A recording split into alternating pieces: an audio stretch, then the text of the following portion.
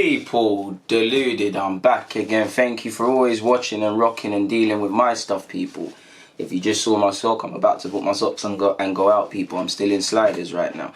But moving on, Fridays equals Q&A days, people. So without further ado, thank you very much for the questions. We've got the first one via Twitter. You've asked questions via Twitter, via Instagram, via Snapchat, via YouTube. And obviously I've put them all in my Twitter DMs. Yeah, I DM myself. So let's crack on, people. We've got some good questions, people, man. Very good questions I saw when I was looking at this. Black25 has asked, how do you constantly keep yourself motivated and keep distractions out of your way? Well, I'd be lying if I came across as there was times where I had incidences in my head of becoming dismotivated, my guy, or being distracted. We all get side blinkered at times. I'm not perfect. Sometimes I get distracted. Sometimes I forget my end goal. Sometimes I question why I'm doing things. But for me personally, I felt what's helped me, my dude, is write things down. Well, you can't see it, and I've said it before, but basically behind this camera is my wardrobe, and to the side of the wardrobe is my goals. One, I've got my goals. Two, the person I want to be long term, all the qualifications and stuff. So whenever personally I'm feeling down or whatever, because when I wake up, I typically wake up on the left hand side. I see that every day. That's my motivation. Every day I'm not that person, I've got to get to it. Every day I feel like I've lost the vision, I've kind of become bewildered at what I'm doing. Kind of rein me back in it, people. At times, I guess when you're sailing, you kind of go off course. It's about getting that compass and coming back. So I'd say that. What's helped me recently, for me anyways, with this YouTube stuff, is Social Blade, the website. Whenever I'm feeling upset or whatever, I look there and I see in 5 years' time or whatever how many subscribers I'll have, and I'd have around 400k or something like that. So that keeps me motivated and helps me think it's timing. So I'd say that, my guy, man. And it's how badly you want it, my guy. So I'd say that. Man. Don't ever think I don't get times where I'm not motivated and stuff. I keep myself up and I stay buzzing and whatnot. But we all feel guilty of stuff like that, man. Mama Boo's asked, do we have an identity under Unai Emery? I'm inclined to believe no. I've seen that's not a bad thing. That's not me criticising him. It's just if you put a gun to my head and say what is Arsenal's style of play, philosophy, all these things, I can't bring that to you because we're still yet to see this sort of stuff. We're still kind of relying on individual brilliance. I've seen incidences of us playing good football and counter-attacking. We all know we like to put in a lot of crosses from Kolajanac's hand side. That being said, we don't score many headers. We've actually kind of, in terms of what we do in possession, there's all stats to show that we're not as clinical as we could be. So I still think we're still trying to fight that. So I'm inclined to believe, at least to me, I don't see an identity. I'm not criticising him and I'm not saying Emery out or anything, but I just don't see an identity to answer your question. Hamza's asked, what would your 2020 Euros team be? That's a tough one, but I'd think I can name some people would definitely be going for me. I'd say Phil Foden be going.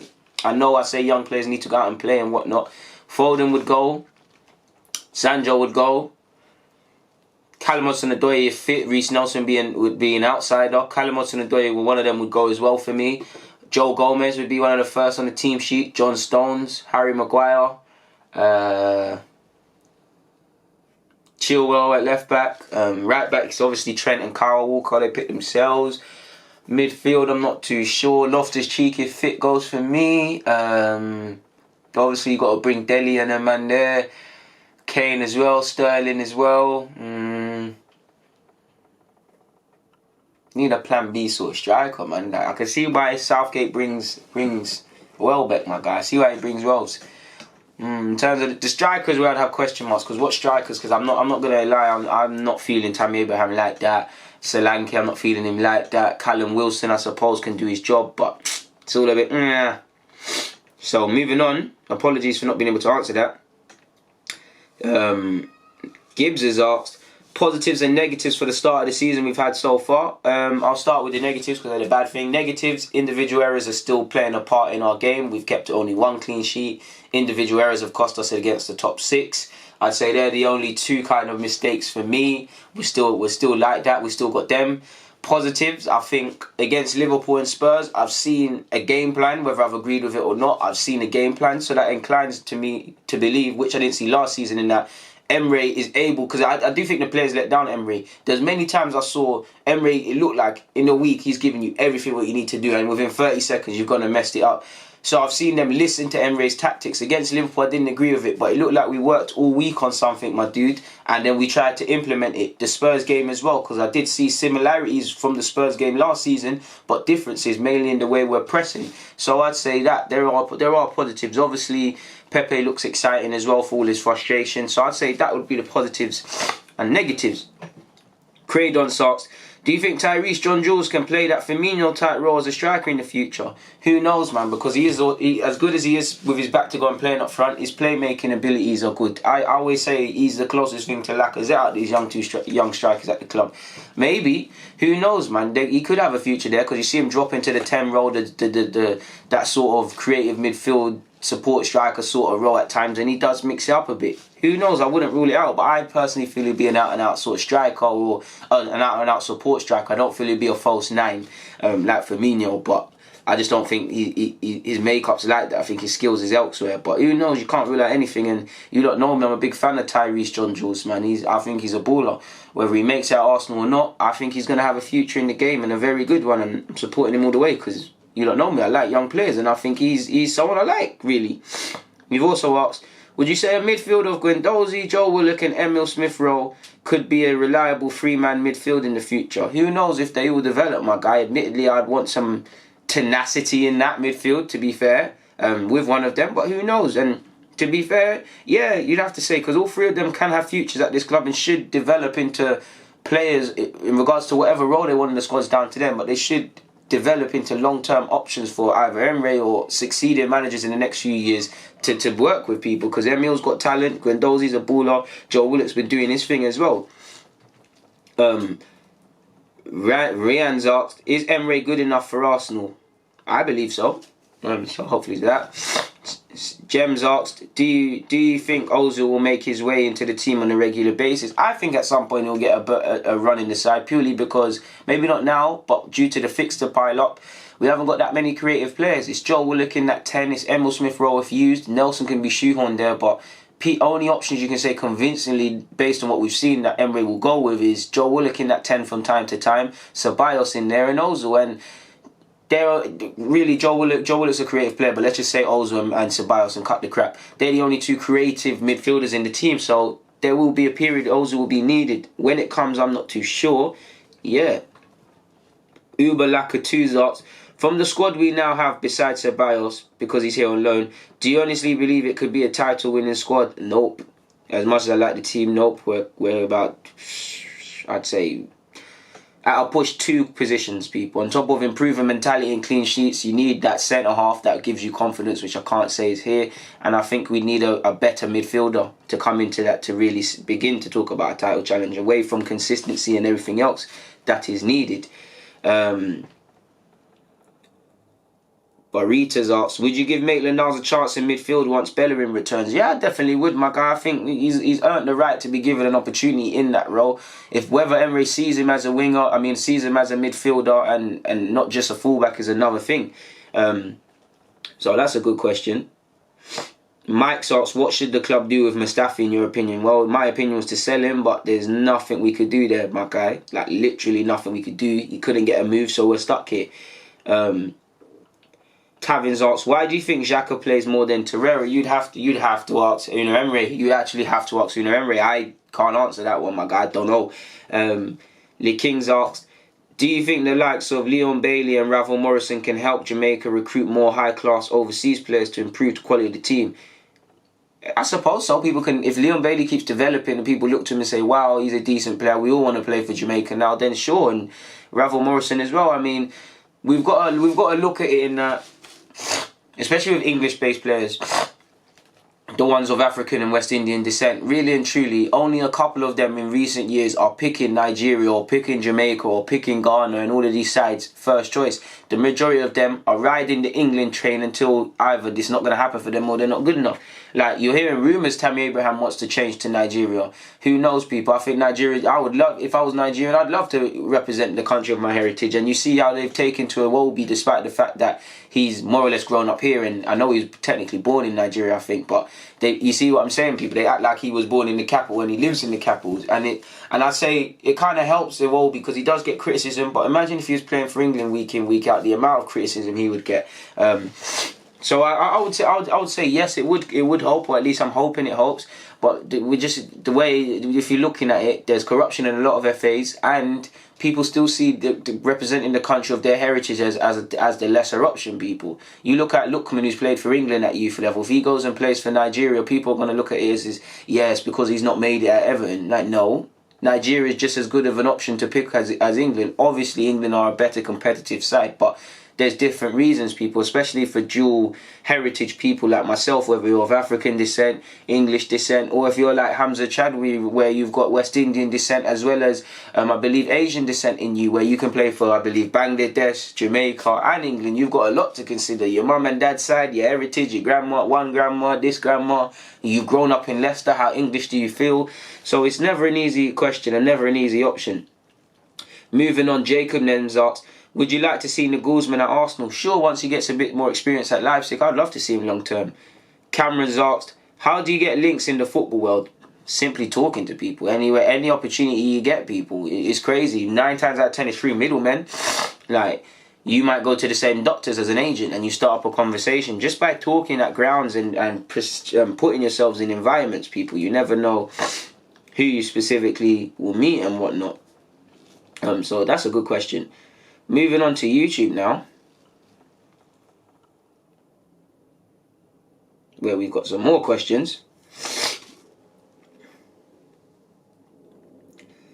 Daniel TV's asked, do you think people find it trendy to blame Xhaka? No one sees the positive side of his game. He's being scapegoated a lot. The tackle in the box for me looked like he was trying to block a shot from Son, and the momentum carried him forward. It wasn't a huge mistake. Everyone's entitled to their own, but I feel everyone's being harsh. There's a reason he's played week in, week out.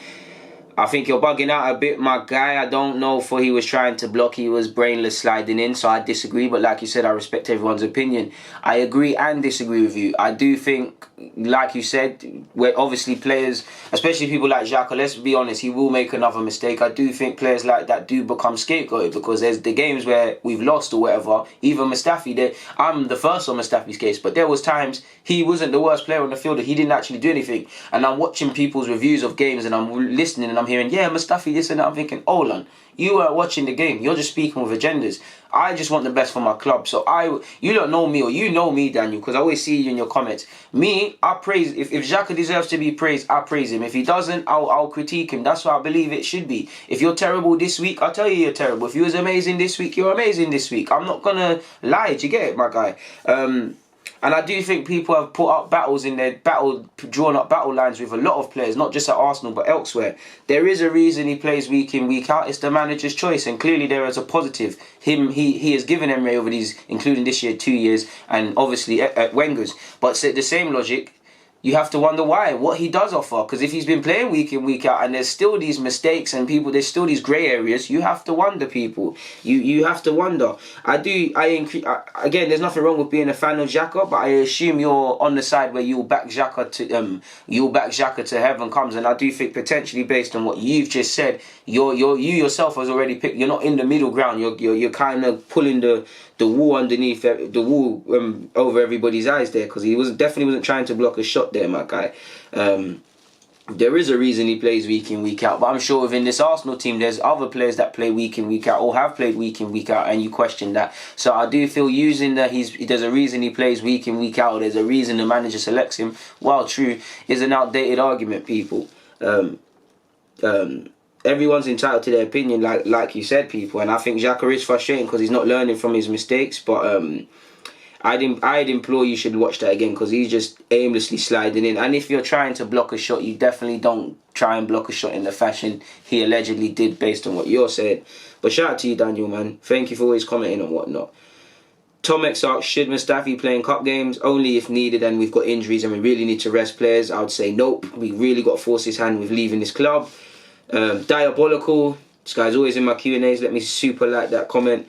Are you pleased at seeing the FA give more opportunities to black coaches such as Chris Powell and Justin Kutran? I cannot say his name. Do you think it's a step in the right direction? Of course it's a step in the right direction, my guy. I'd like to see more done, but it's a good step, man. It's a good look, and it brings us that bit closer. So that's probably the shortest answer I've given a question that you've answered me. I'd say of course I am. DS says, I hear fans after the Spurs game saying tactics were too negative. We went with 3 defensive midfielders, yet we still created a lot and managed 26 shots on goal. What are your thoughts?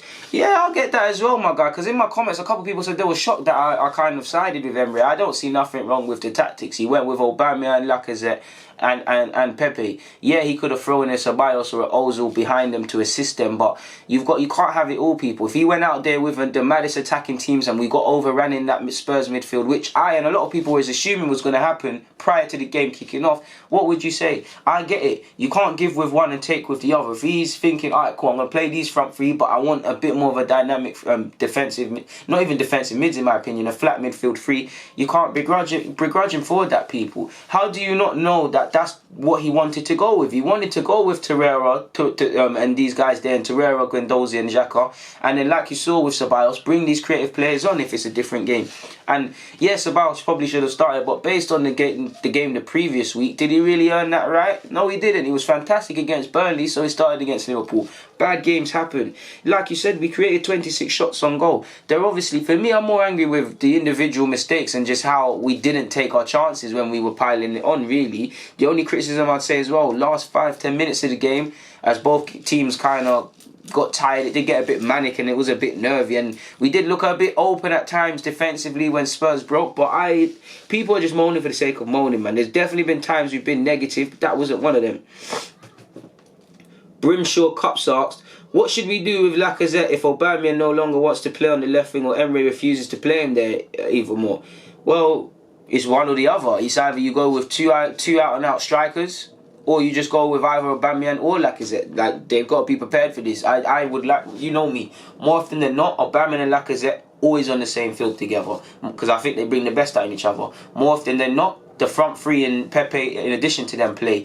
But there's games where it will only need to be Lacazette and Pepe, Aubameyang and Pepe. Maybe Pepe doesn't play at all and it's Nelson and Aubameyang and Lacazette. Sometimes it's Lacazette and Aubameyang and Pepe comes off that field to give us something. Sometimes only one of them play. Emery needs them sort of positive headaches, because what might work against X might not work against Y. 2 strikers might work against you, 1 striker might work against you. 2 wingers might work against you, 2 strikers and a winger and Pepe might work against you. There's different sorts of things, different games. The more tactics we have, the more unpredictable we come. It's harder for teams to read us, and in theory that should make us a tiny bit harder to beat. A lie, dude? Or am I telling silly lies? So moving on from that, good question, man. I've been impressed with the questions I'm being asked. Ideal left winger to sign for next season. Off the top of my head, Zaha, because you put me under the spot, man. Almost asked, do you think Mustafi will go in January? I hope so. It's G-Meds asked, what's the major thing that Emery sees in Xhaka that fans don't to make him captain and play week in, week out? I don't have an answer, my guy. I wish I knew, and that kind of ties in with one of the other questions. So yeah. Finally, Snack Gods asked, what is your starting 11 and bench assuming that everybody's fit? Great question. Leno by default in goal. Right back Bellerin, left back Kieran Tierney, centre halves. I want to go Socrates and hold him, but the way Socrates has been moving in pre-season and started this season, you don't know me, I'm a big fan of Socrates, not really feeling it. So I'm going to go with Rob Holding and Luiz, because when I look at it, Emery likes to play out from the back. They're probably our 2 best ball-playing centre-halves in the team. And you have the experience with one and obviously the younger one. And obviously, I think they're both able to play on either side of the centre-half pairing, which Socrates kind of struggles on the left-hand side. So it'll be Holding and Luiz in addition with Tierney and Bellerin and Leno behind them in defence. Midfield, for me, I'm going Torreira. I'll go Torreira, Guendouzi, Ceballos, to be fair with you. And then up front, 4-3-3, if I haven't said. Up front, Pepe, Aubameyang and Lacazette. I'm a 4-3-3 man by heart. That would be my team, people, really. That would be my team, really. But there'd be times I go for a 4-2-3-1. There'll be times I go with a DM. There'll be different things, but they would be the makeup of my squad. Ozil / Ceballos. I think that goes without saying. I don't think I've got any other questions, people. So, without further ado, thank you very much for your questions, people. It's been a pleasure. DG, I'm out, though. Get comments, subscribe, do the rest. Make sure you check out my podcast.